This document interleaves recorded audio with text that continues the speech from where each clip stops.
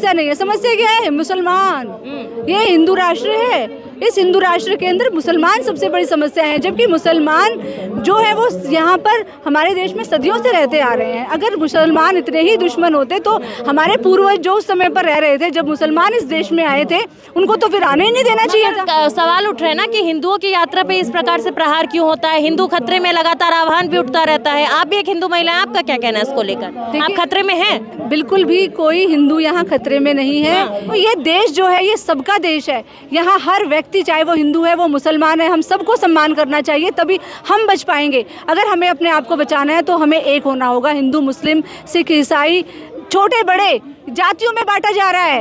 एक सरकार जो है वो धर्म का जो है वो बांट रही है धर्म के आधार पर, दूसरी पार्टियां जो है वो जाति के आधार पर बांट रही है। जाति भी कुछ भी नहीं है, ब्राह्मण भी वही है, शूद्र भी वही है, सब में एक ही खून है। नमस्कार, द जनता लाइव में आप सभी का स्वागत है। मैं हूं आपके साथ नलिनी और इस वक्त मैं मौजूद हूं दिल्ली के जंतर मंतर पर।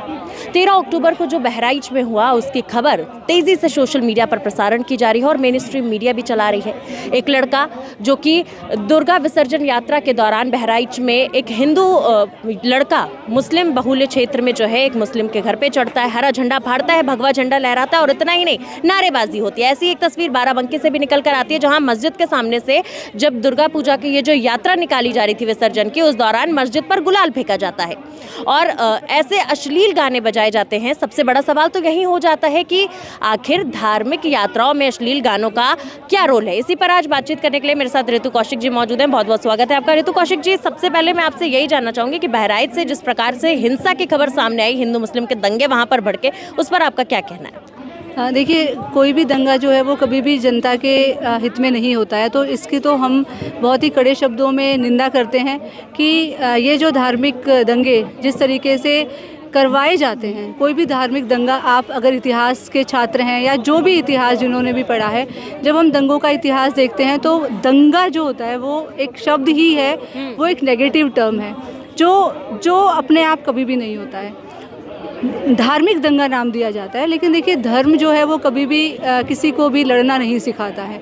हर एक धर्म जो है वो यही सिखाता है कि दूसरे धर्मों का सम्मान करो, और धर्म एक व्यक्तिगत मामला है। लेकिन दंगा कैसे फैलता है, ये क्यों फैलता है?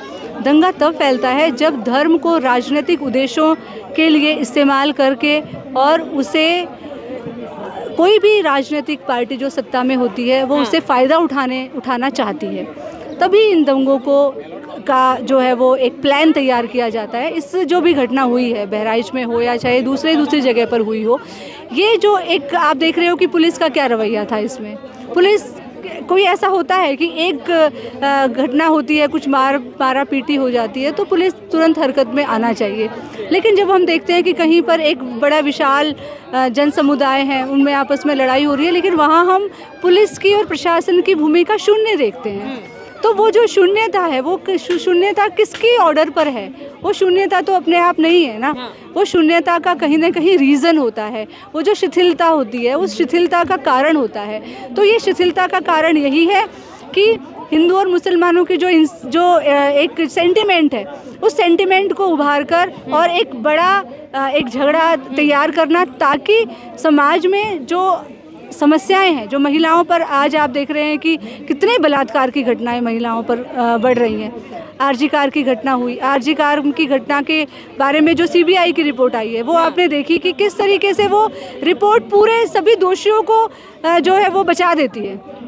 एक इतना बड़ा घटनाक्रम होता है, इतना जघन्य बलात्कार की घटना होती है, मर्डर होता है, वो एक ही व्यक्ति के ऊपर सारा का सारा जो दोष आरोपण है वो लगा दिया जाता है। बाकी जो इतना बड़ा सेक्स रैकेट वहाँ पर चल रहा है, इतने बड़े तस्करी चल रही है, उन सबको बचा दिया जाता है।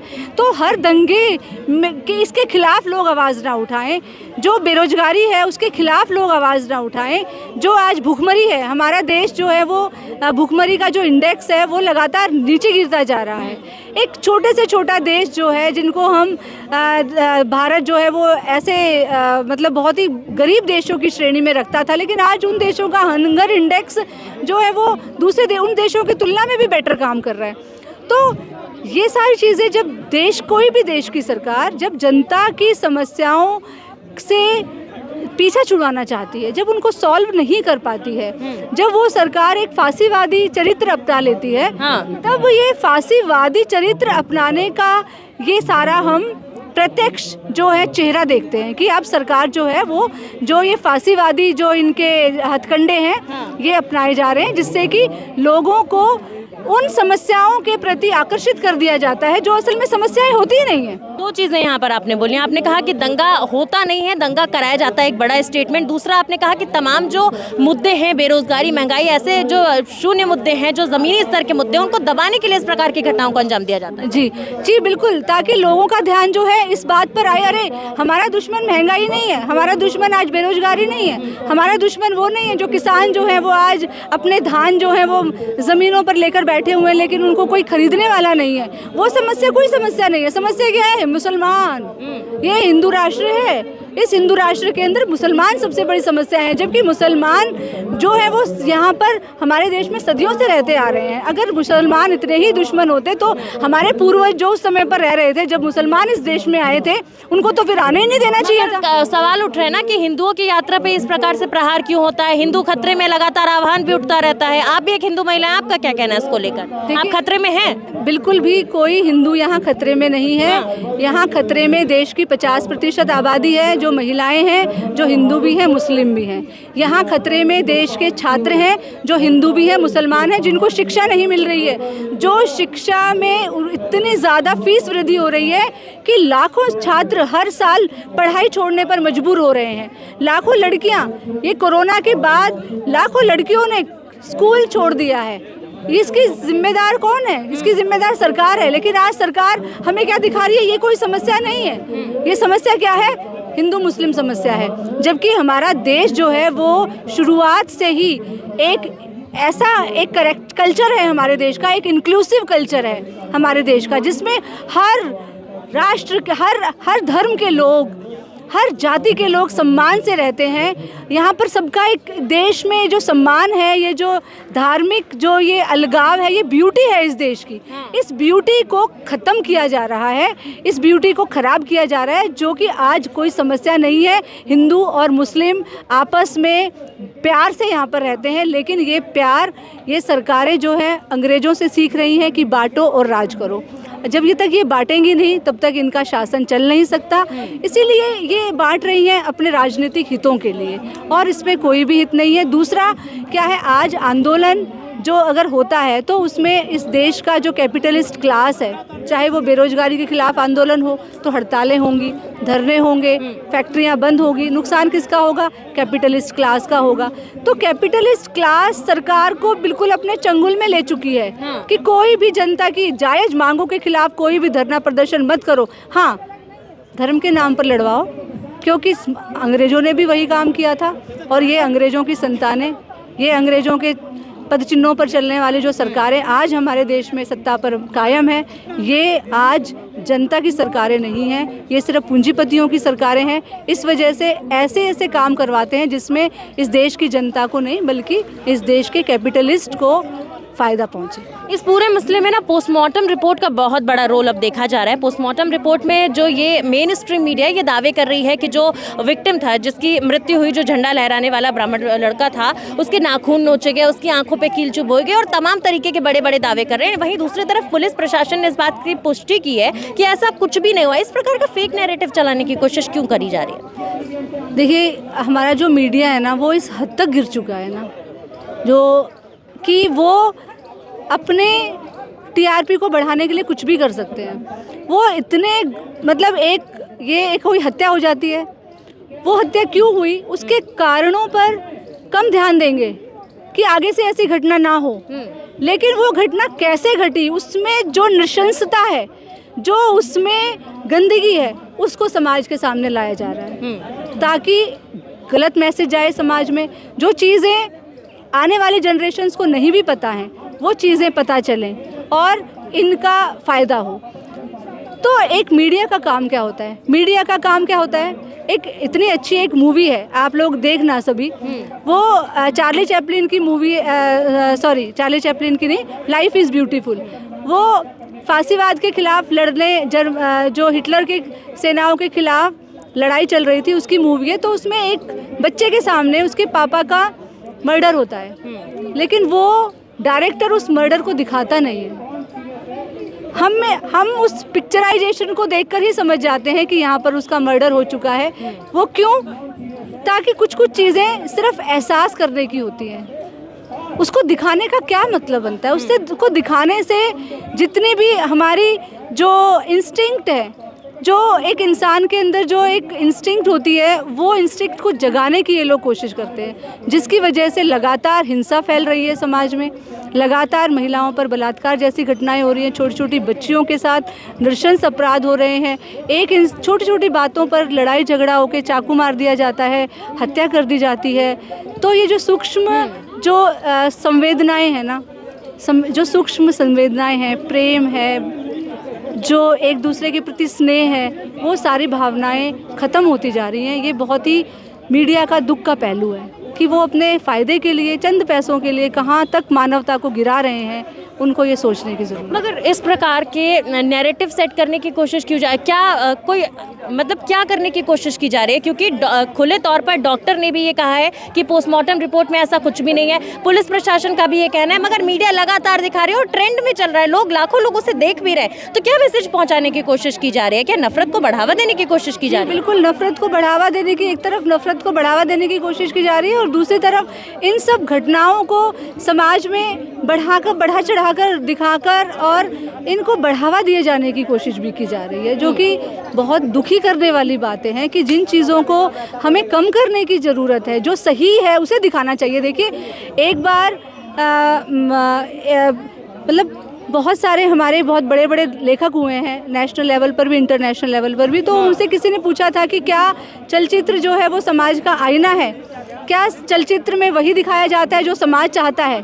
तो उन्होंने कहा था कि नहीं, चलचित्र में या मीडिया में, टीवी में वो दिखाना चाहिए जो सही है, वो नहीं दिखाना चाहिए कि चाहते क्या है। तो आज ये जो जनता की चाहत को दिखाकर और अपनी जो मानसिकता है, जो एक सड़ी हुई मानसिकता है, उसको ही उजागर कर रहे हैं।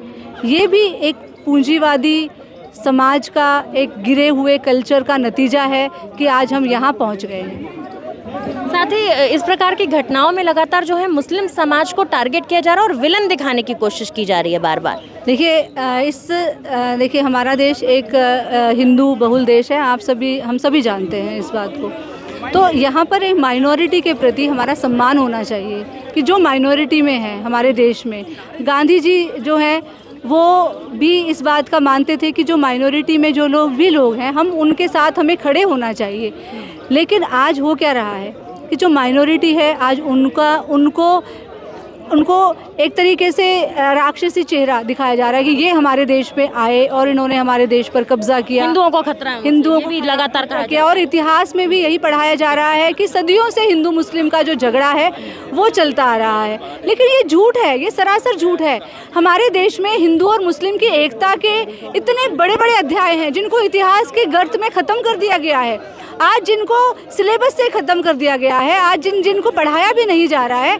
तो ये किस लिए हो रहा है? क्योंकि यहाँ पर एक विचारधारा है जो आरएसएस की विचारधारा है, जो इसी पर बेस्ड है कि हिंदू जो है, हिंदुइज़्म, जो हिंदुत्व की जो विचारधारा है वो इसी पर है कि जो ये देश है ये उन्हीं का देश है जो कि यहाँ पैदा हुआ है, जहाँ उनकी मातृभूमि है, पितृभूमि है और पुण्य भूमि है। लेकिन जिन लोगों की यहाँ पितृभूमि नहीं है, मातृभूमि नहीं है, पुण्य भूमि नहीं है, उनको यहाँ पर रहने का कोई अधिकार नहीं है। ये एक काल्पनिक है, इसमें कोई भी वैज्ञानिक तथ्य नहीं है, कोई ऐतिहासिक तथ्य नहीं है, क्योंकि इस देश में सदियों से हम लोग यहाँ जो है वो भी हम लोग भी कहीं ना कहीं से आए हैं। ये जो रेसेस, तो गंगा जमुनी तहजीब वाला देश था, गंगा जमुनी तहजीब वाला देश है। यहाँ सिर्फ मुस्लिम ही नहीं आए हैं, यहाँ आप किसका कौन यहाँ पर कौन कहाँ से आया है ये आज दिखाना बहुत मुश्किल है। तो ये सबका देश है, ये हिंदू, मुस्लिम, सिख, ईसाई सभी का देश है और सारे देश को सब मिलकर ही इस देश को बना रहे हैं। तो यही ब्यूटी है, इस ब्यूटी को हम ख़त्म नहीं होने देंगे। मैम, एक मैसेज जो आप देश के लोगों को, साथ ही साथ उस गरीब वर्ग को और उन लोगों को खास तौर पर देना चाहें जो इस प्रकार के जुलूसों में शामिल होते हैं और फिर हिंसा का शिकार हो जाते हैं। देखिए, मैं सिर्फ यही रिक्वेस्ट करना चाहूँगी कि हमारा जो एकता में ही हम सबकी भलाई है। जो अगर हम एक हैं तो हम अपने सारी समस्याओं का समाधान जो है वो ढूंढ सकते हैं। जिस तरीके से किसान आंदोलन में हुआ, किसान जो थे वो हिंदू भी थे, मुस्लिम भी थे, सिख भी थे, ईसाई भी थे, हर एक धर्म के, हर एक जाति के थे, लेकिन वो एक सूत्र में बंधे रहे, इसीलिए वो जीते। हमारा देश भी एक सूत्र में बंधकर हमने अंग्रेज़ों से लड़ाई लड़ी। यहाँ भगत सिंह ने कुर्बानी दी तो अशफाकुल्ला खान ने भी कुर्बानी दी है। यहाँ सावित्रीबाई फूले ने जो महिलाओं की शिक्षा के लिए लड़ाई लड़ी तो फातिमा ने भी लड़ाई लड़ी है। तो ये देश जो है ये सबका देश है। यहाँ हर व्यक्ति, चाहे वो हिंदू है, वो मुसलमान है, हम सबको सम्मान करना चाहिए, तभी हम बच पाएंगे। अगर हमें अपने आप को बचाना है तो हमें एक होना होगा। हिंदू, मुस्लिम, सिख, ईसाई, छोटे बड़े जातियों में बांटा जा रहा है। एक सरकार जो है वो धर्म का जो है वो बांट रही है धर्म के आधार पर, दूसरी पार्टियां जो है वो जाति के आधार पर बांट रही है। जाति भी कुछ भी नहीं है, ब्राह्मण भी वही है, शूद्र भी वही है, सब में एक ही खून है, यहाँ कोई भी अलग नहीं है। तो ये जातियों की जो राजनीति है, जो धर्म की राजनीति है, इसको परास्त करके एकता की राजनीति बनानी होगी। जो शहीद आजम भगत सिंह ने जो राजनीति की, जो राजनीति नेताजी सुभाष चंद्र बोस ने जो राजनीति की, आज हमें उस राजनीति को करने की ज़रूरत है और आंदोलन तेज करने की ज़रूरत है। बिल्कुल, देखिए हमारी भी आपसे यही अपील है कि हिंदू मुस्लिम प्रकार के जो ये दंगे होते हैं, इन प्रकार के असंवेदनशील दंगों से दूर रहें, शिक्षित हों और एक शिक्षित राष्ट्र का निर्माण करें। बने रहिए द जनता लाइव के साथ।